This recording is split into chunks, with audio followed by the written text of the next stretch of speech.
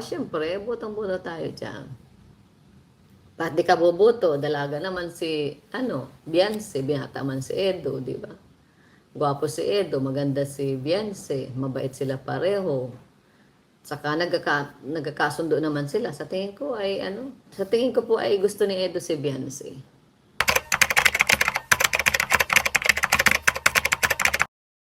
So yun, good morning, good afternoon, and good evening po muli sa inyong lahat mga kalingap. Ito muli ang inyong lingkod, Batang LU. And ang pag-uusapan po natin ngayon ay tungkol dun sa mga nabanggit ni Ate Edna Vlogs regarding po dun sa isang live streaming niya po na kung saan ay talagang ramdam na ramdam natin at narinig natin mismo sa kanyang mga bibig po na pabor po siya kay Beyonce para kay Kalingap Edu. At yan ay malalaman natin mamaya kung ano-ano yung mga dahilan kung bakit.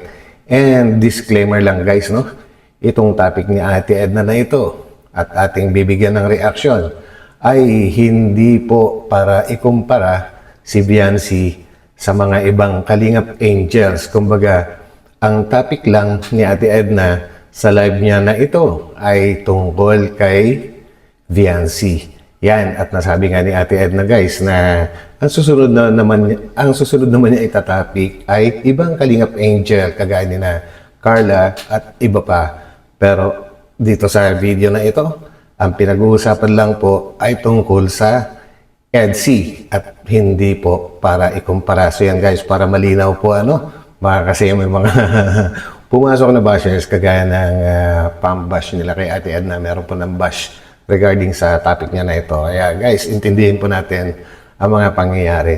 So guys, pero bago tayo tumuloy doon, syempre ay huwag po natin kakalimutan suportahan palagi ang buong team Kalingap. Yan po ay sa pangunguna ni Kuya Bal Santos Matubang, Ate Edna Vlogs, Kalingap Rob, and syempre si Ma'am Jacqueline. So yan guys, samahan po ninyo ako at siguradong matutuwa po kayo rito. I don't give a fuck what you say. Grabe dami talaga humahanga kay Beyonce. Akala ko ako lang humahanga kay Beyonce. Marami. Yes. 1 year walang pinagbago kahit sa first sa vlog pa. Yes po, yun rin po ang napansin ko sa kanya. Anytime na na kahit anong oras po kami pumunta doon, hapon, tanghali, umaga, basta nandun lang po siya. Pag akit ni Kuya Bal, automatic po yan. Bihis siya. That's true guys, Nakikita naman natin, napapanood po natin sa mga vlogs ni Kuya Val na anytime, maski minsan nga ginigising pa si Beyonce po at pagka gusto siyang isama, automatic sasama talaga 'yon. Hindi tumatanggi at laging nakangiti. And ganoon din po yung kanyang mga parents, guys. Agad nakangiti pa. Ayun. walang masamang tinapay. Naiintindihan po niya ang charity. Correct. Yan. Si Beyonce ay naiintindihan po niya talaga kung ano ang charity. Swerte nila sa isa't isa. Ayan. Sana nga sila na guys. Sana sila. Ay, grabe guys. Narinig po ninyo yun. Sinabi ni Ate Edna, sana ay sila na nga. Grabe yung pagkapabor ni Ate Edna. Siyempre, pamangkin po niya si Kalingap Edu guys.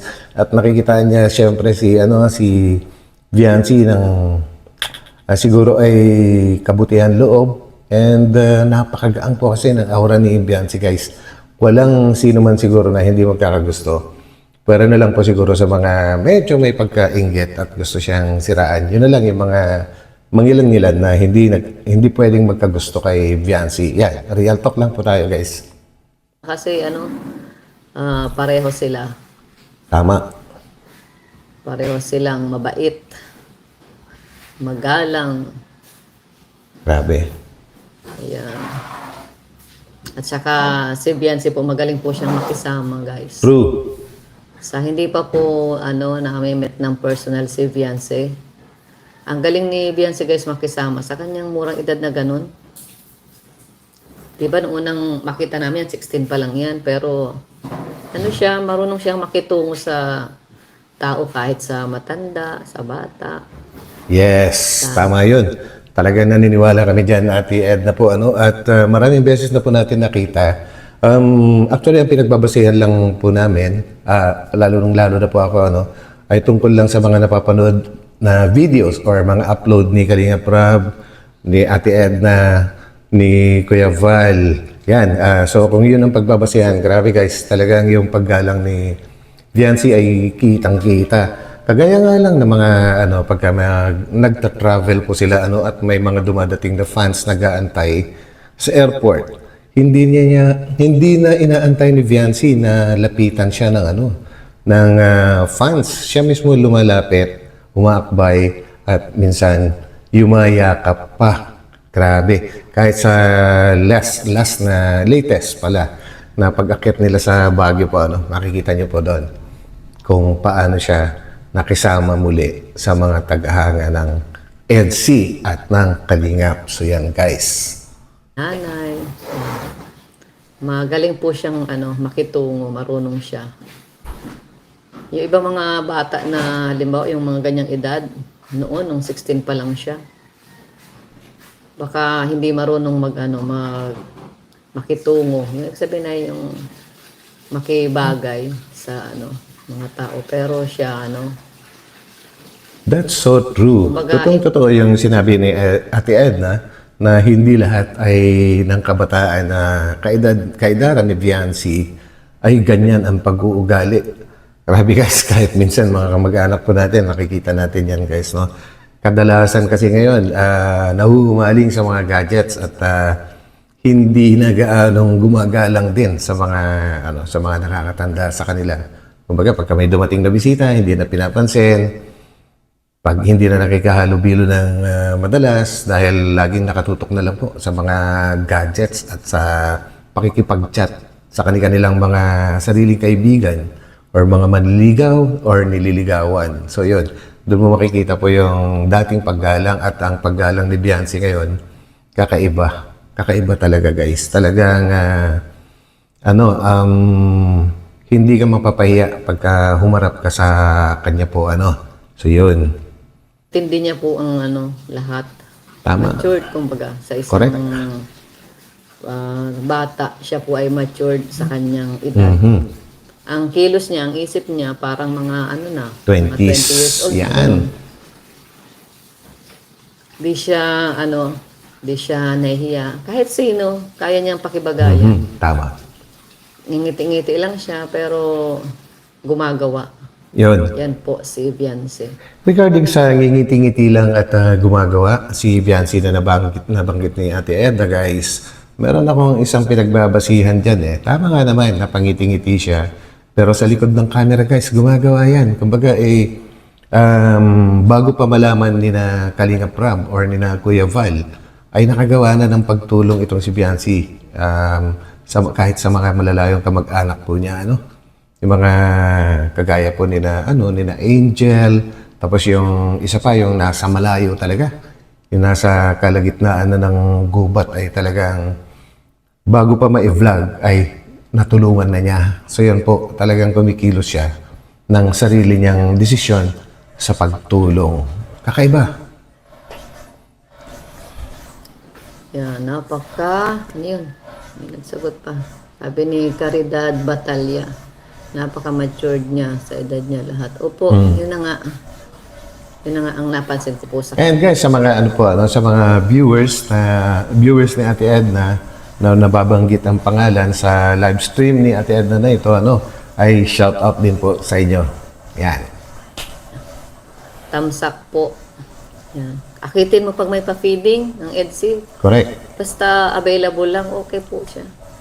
Kahit may pasok siya, sabi niya, halimbawa may pasok siya, hindi mo po siya na-absent, pero niya yung oras niya para makapunta. Hindi yung gagawin niyang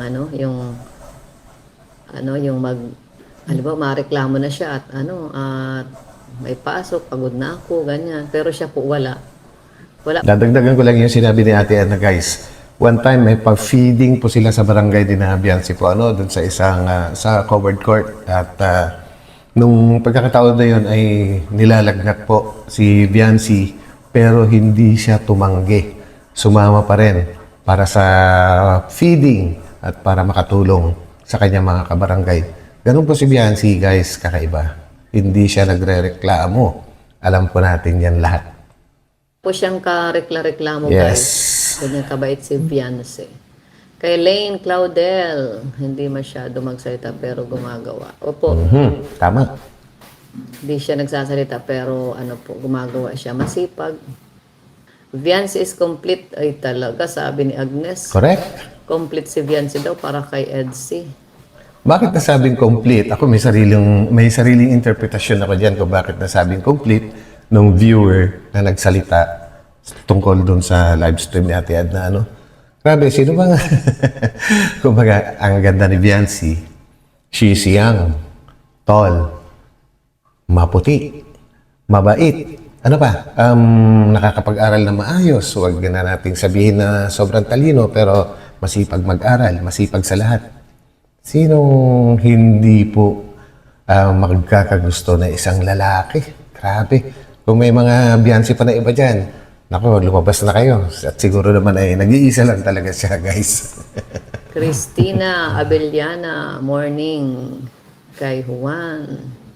Mary Ann, kasundo po lahat. Tama. O yan na, kasundo na po niya lahat maging batch or batch. Yes. Ano nga po siya, magaling siyang makisama. Sa mga makikita niyo yan, guys, sa mga event, no? Talagang pinagkakaguluhan or nilalapitan ng mga ibang Kalingap Angels, si Beyonce. Kitang-kita po yan, guys. Yan, Kasundo niya lahat. Kahit naman. Opo, kaya lang hindi po si Carla ang topic natin Yun. ngayon. Kaya lahat naman po yan, ganyan. So yan po, guys, no? Yan po yung binanggit ko nung intro natin na disclaimer lang. Hindi po ito hindi pinag-uusapan ni Ate Ed na ang EDC, si Beyonce at si Edu para po ikumpara sa ibang Kalingap Angels. Wala pong comparison dito na nangyayari. Ang nangyayari lang po dito ay ang topic mismo sa vlog na ito ay tungkol sa EDC. At ang kasunod naman po dyan sa next na topic ni Ate Edna sa ibang pagkakataon ay tungkol naman po sa ibang Kalingap Angels. Yun, walang comparison, guys. Huwag magseselos po yung kasi di man natin pwedeng sabay-sabay. Yes, yun, tama. Guys. Kahit naman daw si Carla mabait din. Lahat naman po naman, yung mabait. oo. Ang pinag-uusapan lang po natin ngayon ay si Beyonce. Yan. Guys. Sunod si Carla na Yes. topic natin. Yan na. Boto ka ba kay Beyonce para kay Eds? Ay, upo naman. Ay, grabe. Botong-boto po tayo. Yan na. Talagang botong-boto si Ate Edna kay Beyonce para kay Edu. Ay, grabe. Sigurado kakatuwa ito ng mga nagmamahal sa EDC po. Dahil yan po yung gustong-gusto nilang marinig. And syempre, kasama na rin po tayo doon. Yun. Yan, maghintay lang po tayo ng panahon at saka hindi man natin pwede silang pangunahan. Tama. Di man tayo katulad nung unang panahon na magulang ang nag-uusap. Correct. So, hayaan natin sila. Pag sila ay magkagustuhan, nasa likod lang tayo. Support lang tayo sa kanilang dalawa, guys. Lahat sila, lahat sila mababait, may mga katangian. Yes, tama yun. Yan. May katangian si Beyonce na kakaiba. Sabi ni Genilda TV Vlog. O yan. Lahat talaga sila, guys. Mababait. At kung pag-uusapan natin ang kabaitan, ay talaga nakadepende yan sa kung sino yung tumitingin. Ibig sabihin po, guys, ay kunwari, ako, tingin ko sa isang babae na ito or isang tao na ito, ay nababaitan ako or ang bait-bait niya. Pero tingin naman ng iba sa kanya ay hindi mabait. Kaya nga, may kasabihan po tayo na beauty is in the eye of the beholder. So yun. yun totoo. Lahat po yan sila, meron silang mga unique na characteristic na para lang sa Correct. kanila. Baby Manoy, yan nga sabi ni Kalingap Edo, hindi mahirap pakisama. Okay, salamat po. Pakitamsak po, guys. 619 ang ating tamsak. 1,000 plus na po ang ating viewers. Pakitamsak, guys. Yan, tamsak, guys. Salamat para mag-balance po, sabi ni Sir July. Dapat daw ay balance. Di ko alam kung anong dyan. Actually, regarding sa pagtamsak, guys, kagaya ng mga ibang mga sikat din na vloggers, mas gusto pa nila na na magtamsak ka na lang kaysa mag-subscribe ka.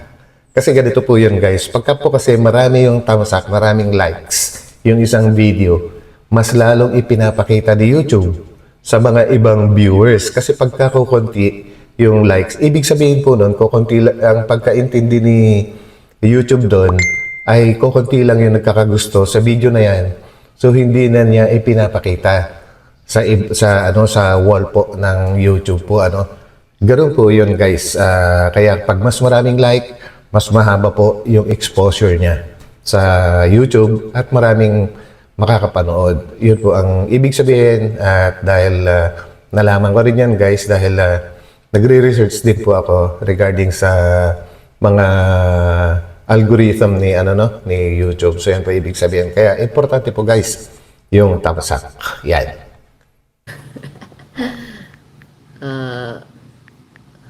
Bakit dapat ay mag-balance yan? Yes, ayan na.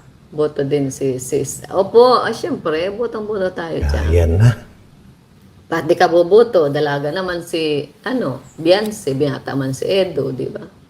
Gwapo si Edo, maganda si Beyonce. Correct. Mabait sila pareho. Saka nagkakasundo naman sila. Sa tingin ko po ay gusto ni Edo si Yan Beyonce. na. yan na. Hindi lang si Ate Edna ang nakakapansin guys. Kahit naman sa mga viewers ay napapansin na rin na talagang gustong-gusto ni Edu or nagkakagusto na in love, na po-fall kay Viancy. Makikita po yan sa mga ikinikilos, no? Mahirap itago yun guys. Siyempre, kaya lang, siyempre, nire-respeto ni Edo yung alam din ni Edo kung nasaan siya Tama. guys. Siyempre, nilove team sila ni Kalinga Prab. So hanggang doon lang yon, love team sa camera. Pero kapag wala na sa camera, di natin alam kung Yan. yung kanilang private na usapan, di ba? Diyan na pumapasok yung mga BTS. Yung mga BTS na yung mga bulong-bulong, yung mga ganyan guys. Doon na natin mapapanood yung mga nasa likod ng camera. Na syempre, kinokontrol naman po ngayon yun. Na huwag masyado naman. Sabi nga ni Kalinga Prab, kung paminsan-minsan lang yung pag-BTS ay mapagbibigyan niya. Pero kung araw-arawin naman ay hindi na tama yun. So yan, sana yung mga nag-BTS ay control nyo rin ang inyong mga sarili. Alam ko na malaki ang views tungkol dyan sa pag-BTS. Pero siyempre, respetuhin natin si Kalinga Prab, sina Kuya Bal, Ate Edna. Di po ba guys? Pero ngayon, habang tumatagal, pumapasok na rin yung kanilang yung mga yung mga feelings nila, napapansin na rin natin, medyo nagiging obvious. Yes, true. Lalo na yung mga titig ni Viancy. ni Baby Viancy. Yan. Titig ni Viancy kay Correct talaga yan. kay Edo. Mga sulyap na napakabig. Yeah. Yes. Sis Teacher N. Ayun. Love lang. Nakita ko nanood din si Teacher N. Shout out sa'yo, Teacher N. Tayo, ayan. Kay Iris. Very close po kaagad sila Viancy at Grace. Opo, yun. Isa pa yun. Di ba? Sa bagay si Grace, rin po yan si Grace? Magaling rin po yung makisama. Nabanggit din po yan ni Kalinga Prab mismo na si Grace ay may kakaibang daw yan, powers. Kasi mabilis or madali lang magtiwala sa kanya or mag-confide, magsabi ng problema yung mga Kalingap Angel sa kanya at magaling din daw magpayo guys. Si Grace o ang tinatawag ni Kalinga Prab ngayon na si Kapitana Grace. Yan.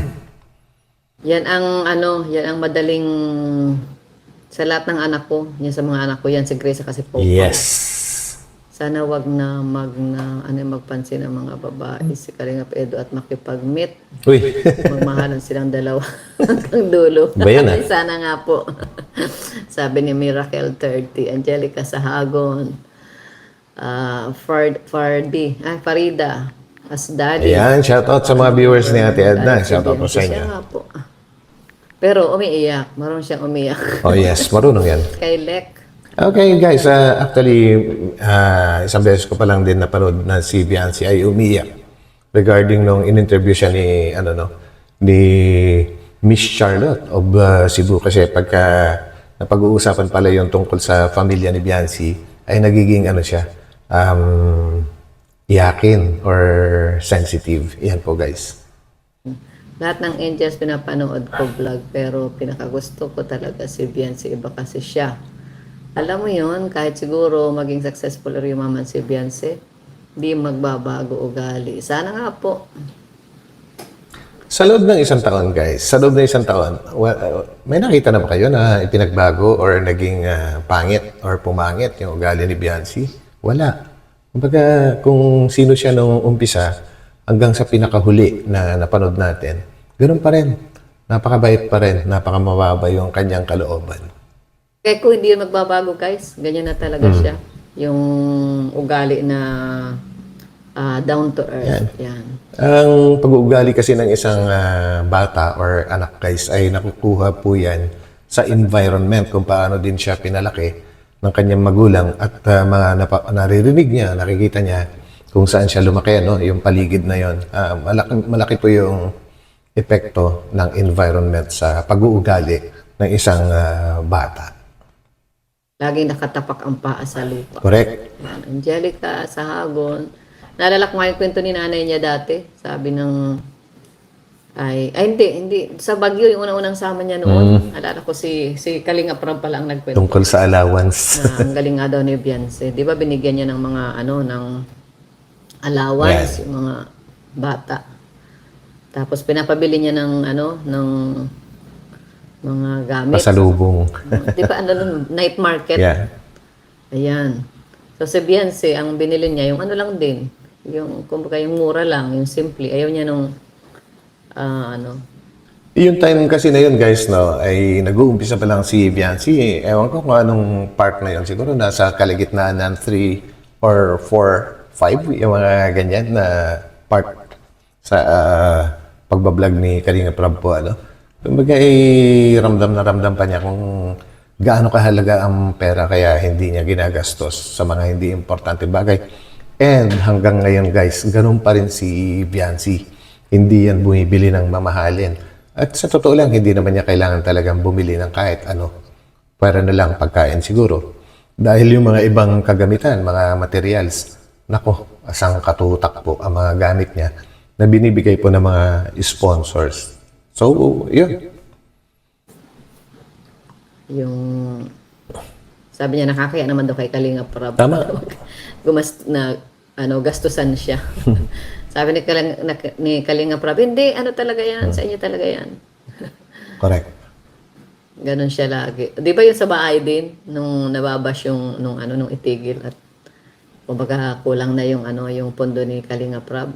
Di ba umiyak siya doon at sabi niya, sana daw, kahit wag na daw ituloy yung bahay niya, kahit wag na daw siyang pabahayan, ibigay na lang daw sa iba. Ang dahilan kasi ni Beyonce, narinig ko rin yan diniscuss mismo ni ni Kalinga Prab. At narinig din natin sa bibig mismo ni Beyonce po, Kaya ganon ang kanyang nasabi.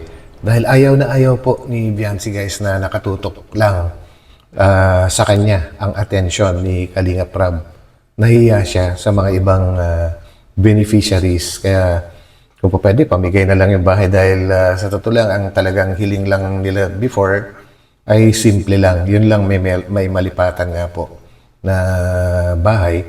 Gawa nga na alam naman natin yung sitwasyon nila doon sa kanilang tinitiran sa ngayon. So, ganun po ka-sensitive si Beyonce pagdating sa mga ganung bagay. Ayaw niya na nakakalamang siya sa iba. Hanggat maaari.